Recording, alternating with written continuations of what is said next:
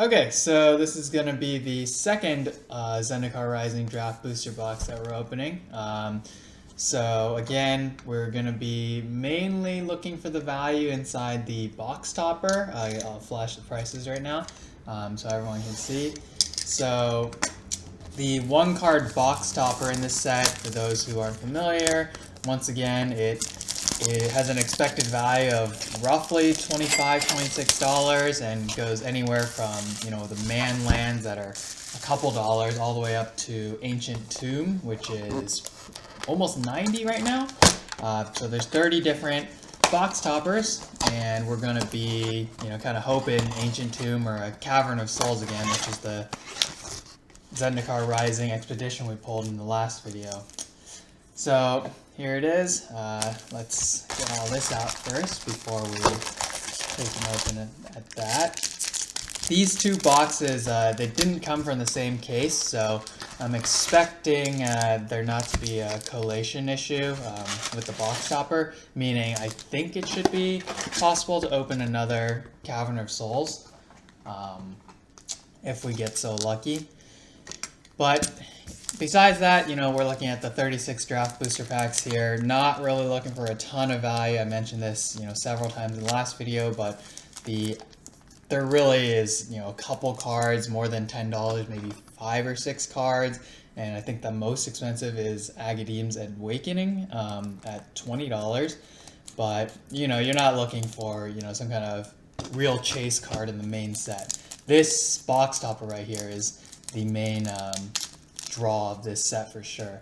And let's take a look. Okay, Polluted Delta. Well, it's not Ancient Tomb, it's not Cavern of Souls, but Polluted Delta is one of the best fetch lands. Probably, I'm not sure right now at the current prices, but this and Scalding Tarn are certainly two of the most desirable ones. So, two boxes, two box toppers, one Cavern of Souls and one Polluted Delta. Nothing to complain about. But as we get into this first pack here, again, I'll point out some of the uncommons that have some value, but generally, we're going to be looking for the pathways. We're going to be looking for the dual-face modal mythic sorceries. We talked about the odds of those in the last video, so I won't go over them too much again, but we are also looking for an Archon of Emeria. So first pack here, we get a Archpriest of Iona. That's not that great. Again, as this set is approaching 3 years old, we're not really going to be going over all the commons and uncommons, but the main ones that we'll be pulling out would be Balaged's Recovery, Bloodchief's Thirst, Balaged's Recovery, Malakir Rebirth, and Ruin Crab. Tabarak's Hope's Demise, okay. I believe this Kabira Takedown also has a little bit of value. It's actually a sellable card, but not like the other two, the Balaged's Recovery and Malakir Rebirth. Those are $4 or $5 uncommons. So, kind of off to a slow start through the first two packs, but that's okay. Polar Mountain, Nissa of Shadowed Bows. Okay, none of the Planeswalkers really have too much value in this set. This is probably $1, I would guess. We can sleeve her up. Nissa. Okay, so first Mythic. Hopefully we get 4 more in this box. Emeria's Call. Okay, that's a great Mythic. It's one of the dual-phase modal sorceries. Again, it's not the most powerful one. It's on par with probably the Shatter Skull Smashing, but it's a lot more valuable than that Nissa for sure. So I'll take that. So we're 4 packs in, 2 Mythics, 1 Polluted Delta. That's great. Let's look for another 3 pathways. I think the Riverglide pathway is one of the 2 that eluded us in the last box. So let's try to open one of those. Phylith World Sculptor in the alternate art. Okay. Oh, it's a foil. Okay, so we have one in the regular rare slot, and then the showcase foil version. That's a bit of a shame because you only average roughly 1 foil rare or mythic per box, so hopefully we still have the opportunity to open another one, but it's okay. Maddening Cacophony. Okay, that's a couple dollar value right there. Again, Colony Ambush likes the, I think Sagiri Shelter is the card. Also, you know, it's a sellable uncommon, but still nothing like the Malakia Rebirth or Bala Ged's Recovery. But that's a good rare. One of probably the 10 or 15 best rares you could open. All 6 of the pathways are in that category. Wayward Guide Beast. Okay, well, we actually ended up getting a second foil rare within 3 packs. Throne of Makindi, that's not too inspiring. But here's a Malakia Rebirth. Great. So first one of these high value uncommons. So we're going to be moving pretty fast through these, especially if you saw the last video. You know, we're not going to be going through the commons and uncommons, obviously, but we've basically seen all these cards already. Cragplate Baloth, okay. And that's about it. So if you guys have been following Phyrexia All-Be-One card prices, I mentioned the Atraxa Grand Unifier price kind of quintupling over the weekend, at least over the past 7 days, from 7 up to 35. There it is, River Guide Pathway, the best pathway in terms of value, of course, because it's the blue-red pathway. But Atraxa Grand Unifier went from, I think, $7 to $35 over the last 7 days. But another card I forgot to mention in the last video, there was Mercurial Spelldancer, I believe. That card was maybe 69, 89 cents on TCG Player during pre-release week. Skyclave Shade, okay, yeah. And a Ruin Crab in the showcase. Actually, this is one of these showcase cards that's worth less than the regular, but still, it's a better uncommon than, you know, 90% of them, so. But the Mercurial Spelldancer went from definitely like 75 cents, maybe 80 cents, all the way up to $10 during pre-sales, and I think it was settling around $7 last I checked. Relic Robber, Sagiri Shelter. So this is one of the other uncommons that is the dual face modal, but actually has a little bit of value in it too.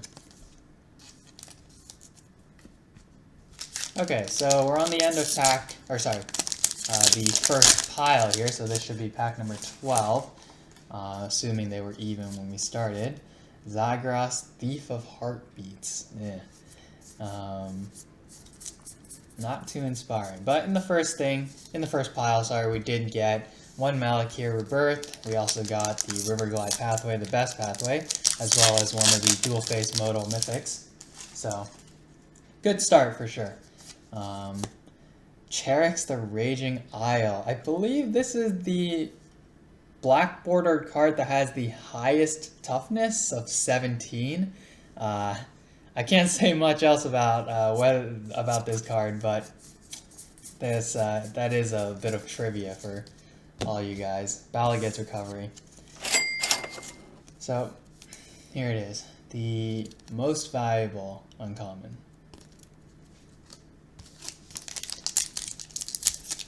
So I have another couple of videos coming up on Phyrexia All-Be-One. Hopefully you guys check those out. Kazandu Mammoth, that's not Archon of Emeria. So, you know, as the market develops for that set, it seems like a lot of people, there's actually a lot of contention on that set on whether the limited environment is so-called fun or not. And I do think it's kind of related. Shadow Skull Charger. I do think it's kind of related to this whole maybe community sense in Commander on being able to, with interacting with your opponents. A lot of people feel that, you know, they built their deck. They want to be able to play it as it should. Seagate Stormcaller. Unfortunately, not Seagate Restoration. I don't know. I don't think this mythic is worth anything. People, build their commander decks and they want to pull off combos, and they don't want people, stopping them from playing the deck the way it's supposed to be. And I do feel a bit of that sense with the limited environment in a Phyrexia All-Will-Be-One. It's much faster, a much more aggressive format than some of the previous ones we've seen, especially, with the toxic mini game that comes in every single game you play. Confounding Conundrum, and so, people draft or build their sealed decks, and I have seen some frustrations online that people can't play the big creatures they want to play because they end up dying before that. And, I'm not really sure that that's really a great reason, a coveted prize for the rare here. Yeah, I think generally I've had a lot of fun with the Phyrexia All-Will-Be-One limited environment. It just takes some, adapting. You got to realize that you're not going to be able to get into the late game and play your heavy control all the time. Soul Shatter, that card's worth a dollar or two. And you kind of got to go into it with a different mindset than, playing the Brothers War or the Dominaria United limited environments. So this should be pack number 20, I believe. 4 left in the second pile. Lithoform Engine. Okay. Not the best mythic, but it's still got a little bit of value. Legendary artifact with 3 mana abilities. Okay, pack number 21. So that should have been the 4th mythic. Hopefully we've in store for 1 or 2 more. Needle Verge Pathway Extended are great. Although Needle Verge Pathway is not a very good pathway, because historically Boros is one of the weaker tribes. I don't want to say that anymore, because I think in some of the environments now with equipment, with the equipment support, it's gotten a lot better. But here's Needle Verge Pathway. Beautiful card. In the extended art too. But it doesn't compare to like River Glide, for example. Swarm Shambler. Okay.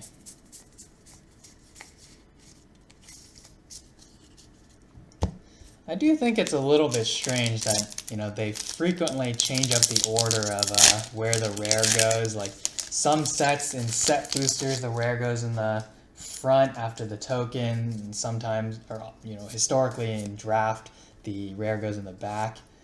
Valakut Exploration. Oh, goodness. It's so close, but not Valakut Awakening, which would be a $7 rare. So close, so close.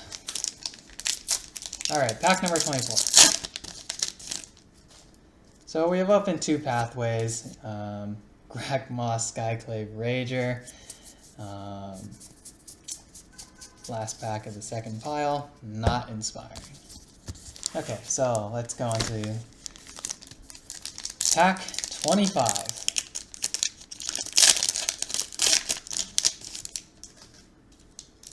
So, another thing I want to mention, if you guys, Skyclave Relic, okay, we opened one in the last box, a couple dollars, maybe $1 or $2 after fees.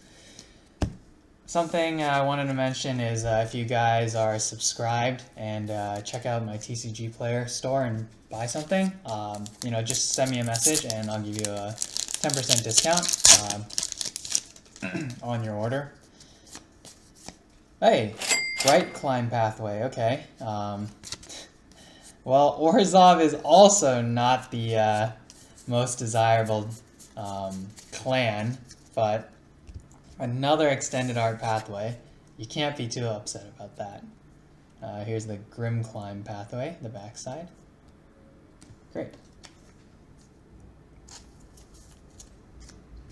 Okay, so that's our third pathway. That means we've reached that goal again.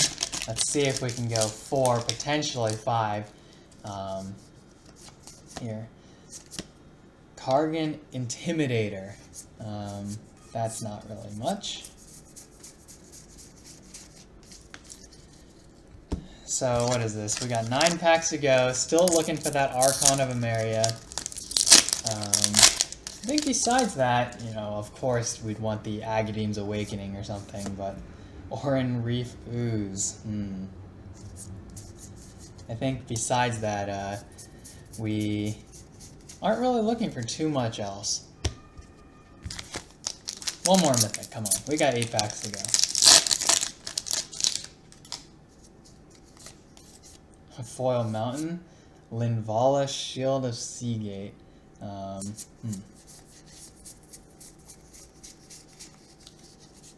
Foil Mountain, though.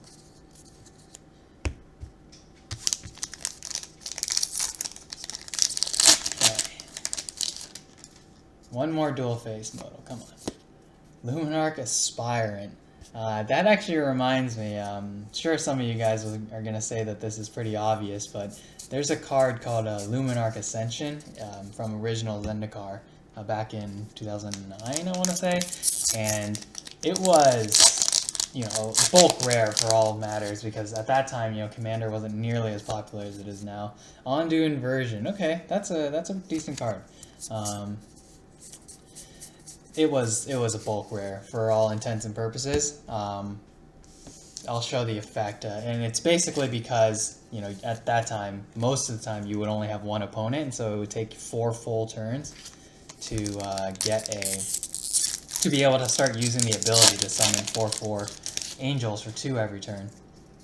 Hagra Mauling. That's our 3rd foil rare in this box, and an Inscription of Ruin. That's not really much, but